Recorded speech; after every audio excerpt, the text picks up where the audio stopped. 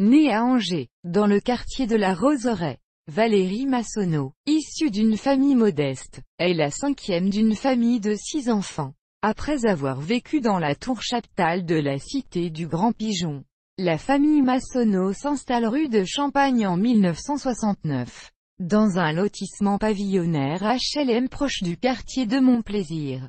Son père, Jean-Noël Massonneau, invalide civil de guerre après avoir perdu une jambe à cause d'un éclat d'obus en 1944 à l'âge de 12 ans, meurt quand elle a 21 ans. Banquier, son grand-père et son arrière-grand-père ont été des associés de la banque angevine J.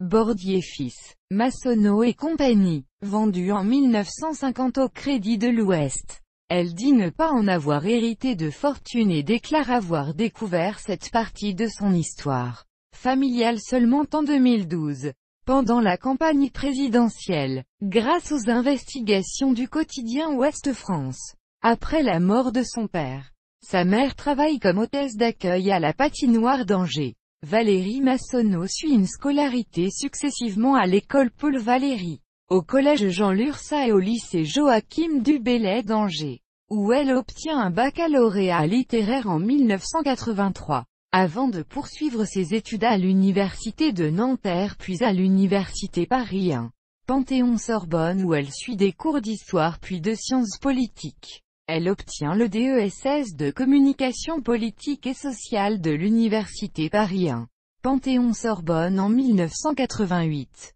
Après avoir divorcé de Franck Thuriot, un ami de jeunesse qu'elle avait épousé en 1989, Valérie Massonneau épouse Denis Trierwiller en 1995.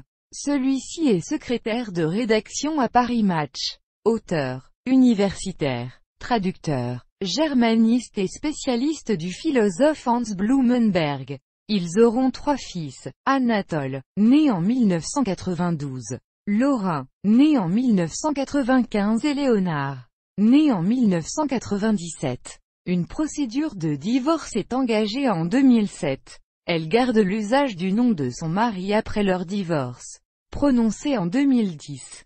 À partir d'avril 2005, elle entretient une relation avec François Hollande qu'elle a rencontré dans un contexte professionnel lors des élections législatives de 1988. Celui-ci envisage de se présenter à l'élection présidentielle de 2007, mais y renonce. En octobre 2010, François Hollande rend publique leur liaison pour la première fois.